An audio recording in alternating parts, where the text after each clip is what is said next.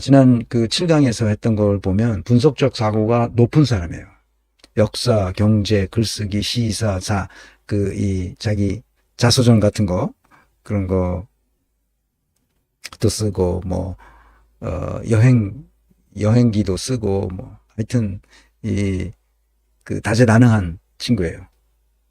방송도 하고, 알릴레오, 뭐, 알쓸신잡, 썰전, 정치합시다. 이거는 이제 그 2년 전에 내가 처음 강의를 시작한 바로 그 달에 한 거니까, 사고력 보면 사태의 본질을 꿰뚫어 볼 수 있는 능력이 있어요.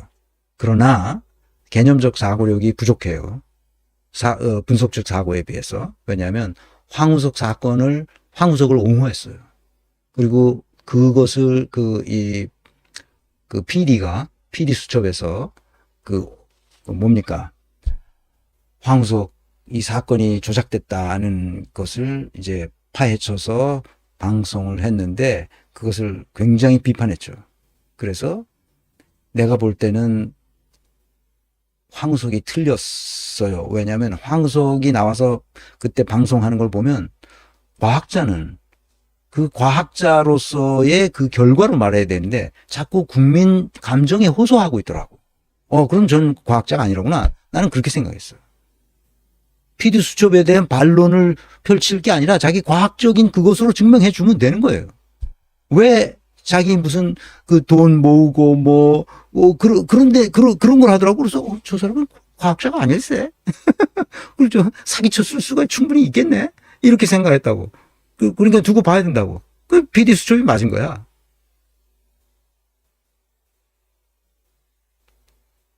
그러니까 왜 그랬는지 모르지만 그때 그 유시민하고 김어준이 똑같은 태도를 가지고 있더라고. 황우석을 옹호하더라고. 결론은 뭐야? 황우석이 틀린 거야. 논문을 조작한 거야. 엉터리지. 그러니까. 그건 학자로서 그건 있을 수 없는 일이 벌어진 거야. 더군다나 과학자가 그 유명한 논문지에 조작된 논문을 싣고 그거를 나중에 캐니까 그 국민 감정에 호소하면서 이게 얼마나 중요한 뭐 어쩌고 저쩌고 하고 뭐 아이고 그 과학자가 아닌 거예요. 사기꾼이지. 과학 흥분성은 좀 있어요. 그러니까 쓸데없는 권위와 의례나 불공정한 처사 등에 대해서 분노하고 그러는 건 있습니다. 창의성은 내가 거꾸로 읽는 세계사를 처음에 나온 거 그걸 보고 깜짝 놀랐어요. 세계사를 어떻게 거꾸로 봐. 근데 20세기를 쫙 이렇게 거꾸로 보는 거야. 거꾸로. 20세기를. 이게 창의성이 있는 거죠. 진보 정당을 스스로 창당하기도 하고 창의성이 있어서 저런 걸 하는 거예요. 진보적인 정치 실험이 실패했죠. 우리나라에서는 다 보수적인, 지금 민주당도 사실은 보수당이라고 말할 수 있어요. 진짜 이 국힘당 애들은 그건 정당이라고 볼 수도 없고 그냥 조폭들이 모여서 자기 이익을 위해서 저렇게 하는 거예요, 다. 그러니까 이 정당이라고 볼 수도 없고 극우 정당도 아니야. 순전히 자기 이익을 위한 그냥 조폭들 모인 데라 이렇게 보면 되겠어요. 그래서 다시 그 글로벌한 이 이념 체계로 이념 정당들이 나타나서 하나는 정말 민주주의적인 진보 정당, 민주주의적인 보수 정당. 나는 이제 독일처럼 그 기민당이 보수당이고 이제 3인당이 진보당으로서 이렇게 진보와 보수가 서로 이렇게 큰 틀에서 국가를 운영해 나갈 수 있도록 그렇게 했으면 좋겠습니다. 근데 이 미래 지향성은 아주 그렇게 높지 않아요. 낮은 편입니다. 블록체인과 암호화폐의 미래에 대해서 전혀 이해를 못하고 있어요. 유시민이.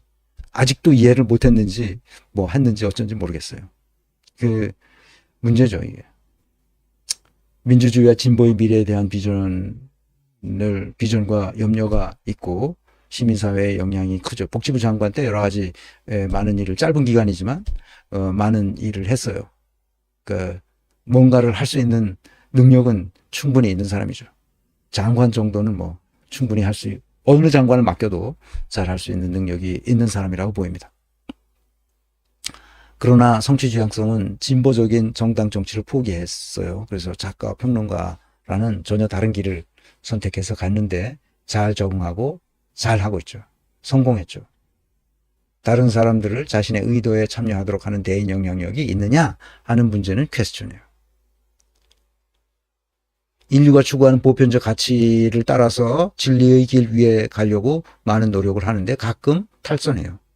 가끔 진리의 길 위에서 탈선하는 경우가 종종 있습니다. 균형 감각을 가지고 있는데 비해서 노무현 정신에 대해서 좋게 생각하는 것까지는 좋은데 김대중 정치에 대한 평가를 들어보면 완전히 이거는 잘못된 생각을 하고 있어요. 내가 유튜브에서 봤는데 그 유튜브에 음악 배경이 쭉 나오고 그래서 그냥 내가 따라 적었어요. 적은 걸 김대중 대통령에 대한 몰상식한 평가를 한 것이 유튜브에 있더라고요. 그래서 간단히 정리하자면 이렇습니다. 유시민이 한 얘기예요. 저는 이게 김대중 대통령에 대한 대통령이 정상적인 판단력을 이미 잃어버린 사람이다. 대통령 자리에 있지만 실제 통치하고 있지 않다. 그냥 비서들이 통치하는 거다. 이렇게 지금 생각을 해요. 제가 대통령이면 하야해요. 무슨 부귀 영화를 더 누리고 무슨 애국을 더 하겠다고 지금 청와대에 있는 겁니까?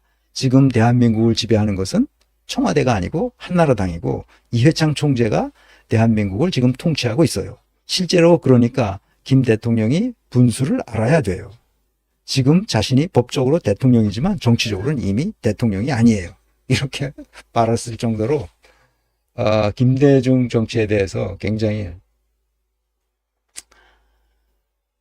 김대중 정치와 문재인 정치를 비교하면 하늘과 땅이죠. 하늘과 땅입니다.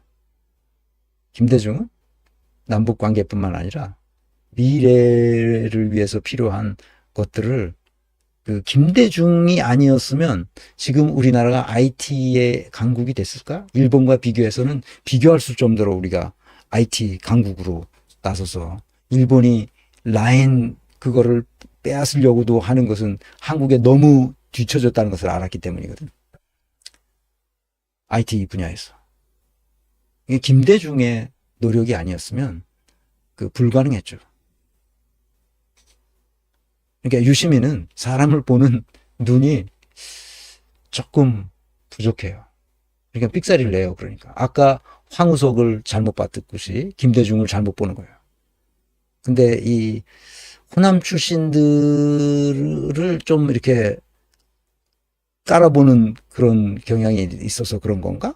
그런 느낌도 있고요. 뭐 그렇지는 않겠지만 그 속마음은 모르죠.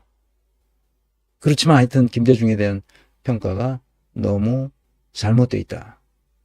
조국과 윤석열 사건에 참전을 하고 이동재, 한동훈 사건에 참전을 해요.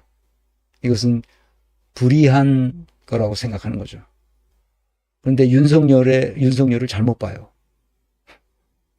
뒤에서 얘기하겠습니다만. 그거는 또 김호준 때문에 그렇게 해야 돼요. 김호준은 또 이 근본 없는 양정철, 주진우 이런 애들 때문에 또 김호준이 물이 들어가지고 그 물이 들은 것이 유시민까지 물들게 하고 그래가지고 윤석열이 대통령까지 되는 이런 어처구니 없는 일이 얘네들 세계에서 일어난 거죠. 유시민, 그 다음에 누구야? 김호준, 양정철, 또 뭐 탁현민, 주진우 이렇게 근본 없는 애들이 나타나서 뭘 하니까 거기에 휩쓸려가지고 그냥 넘어간 거지. 그리고 보조 영양 요소, 기본 영양 요소라고도 하는 거, 자신감, 유연성, 조직인지, 정보 수집 이런 것들은 좀 있지만 대인 이해나 수행 점검이나 관계 형성에 있어서 조금 부족한 점이 있다. 이렇게 볼 수 있습니다.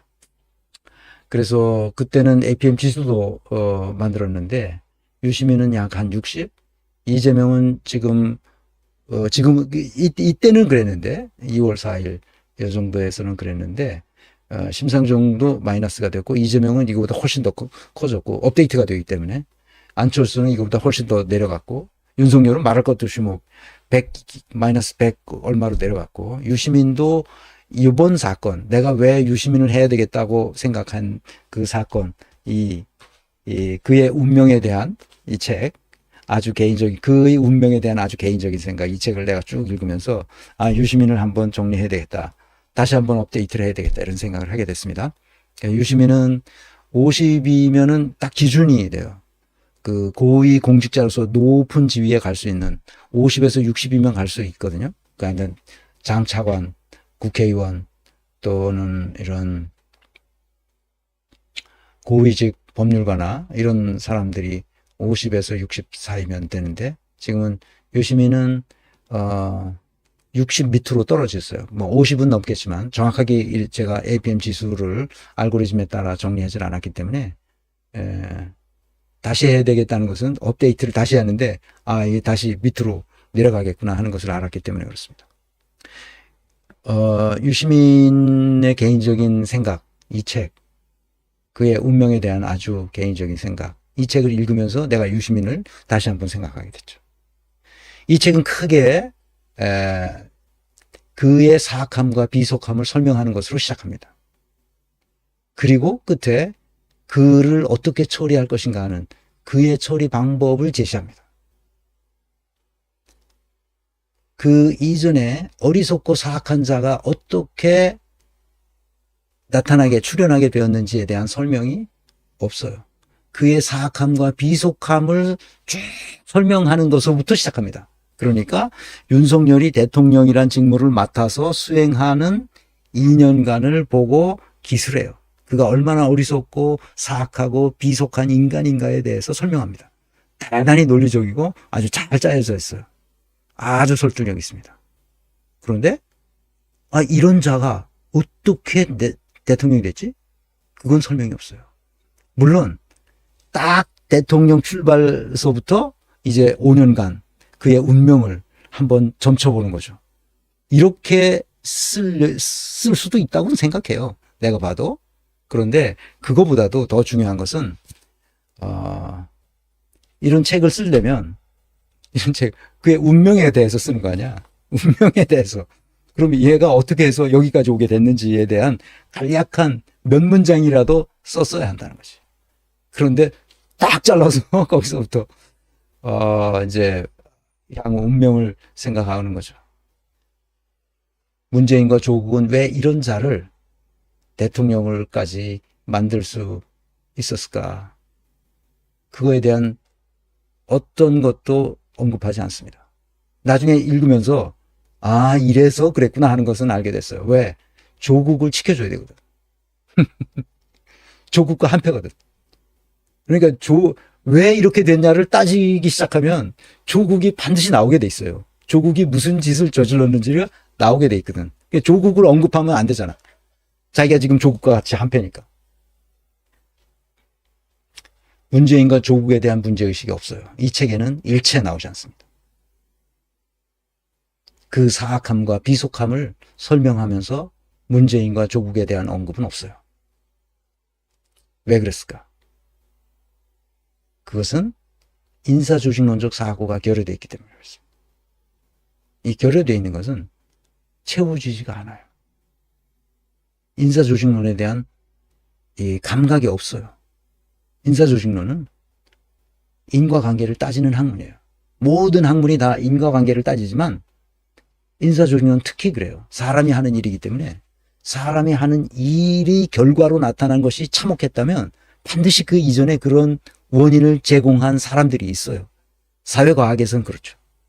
정신학문에서도 그렇고. 헤아려 새 것이 없어요. 다 그 원인이 있기 때문에 그런 결과가 나오는 겁니다.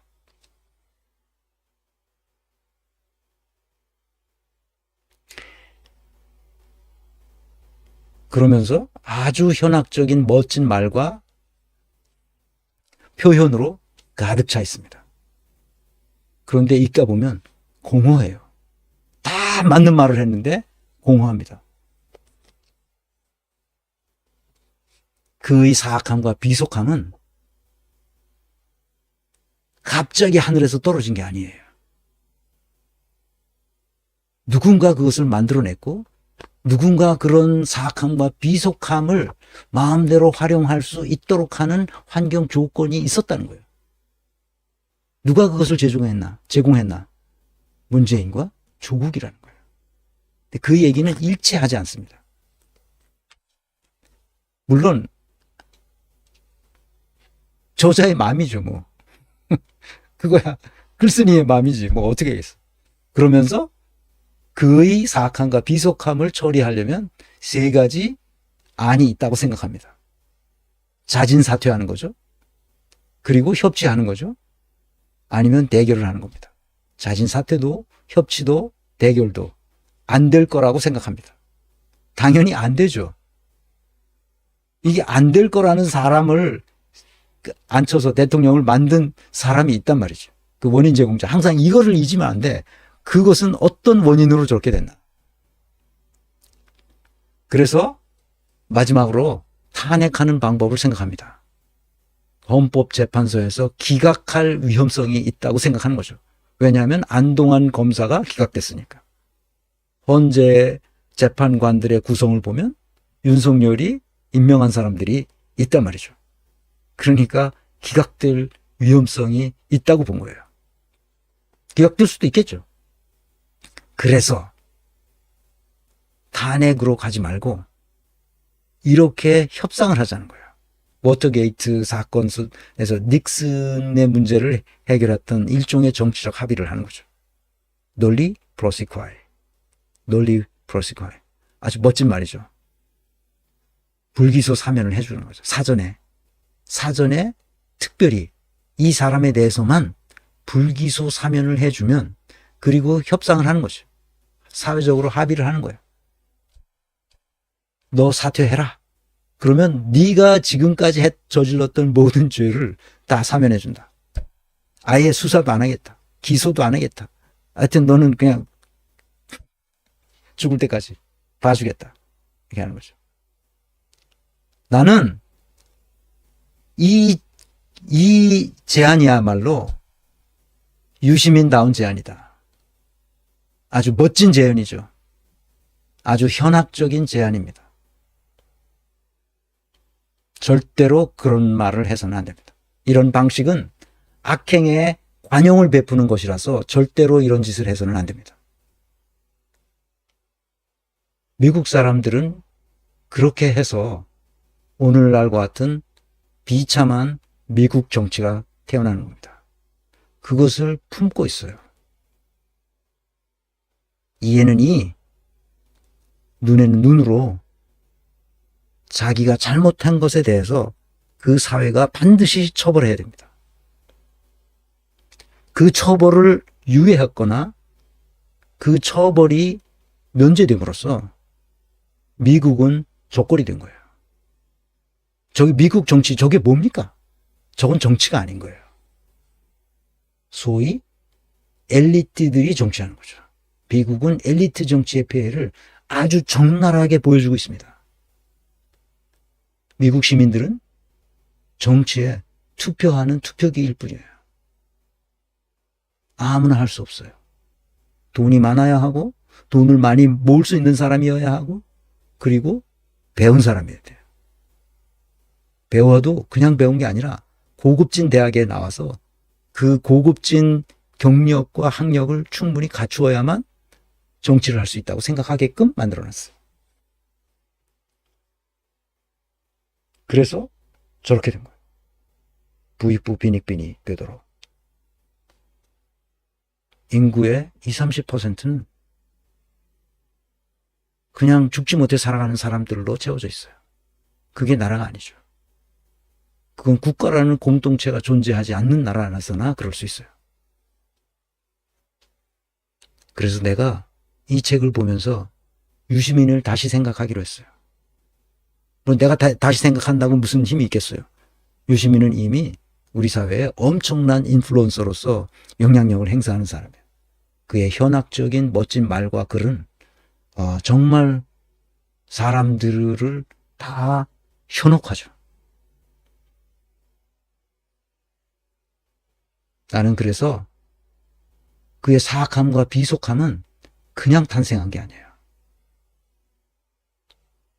이명박, 박근혜, 문재인, 윤석열 라인을 타고 여기까지 온 거예요. 이 사람들이 이 바탕에 다 깔아준 거예요. 윤석열이 태어나도록.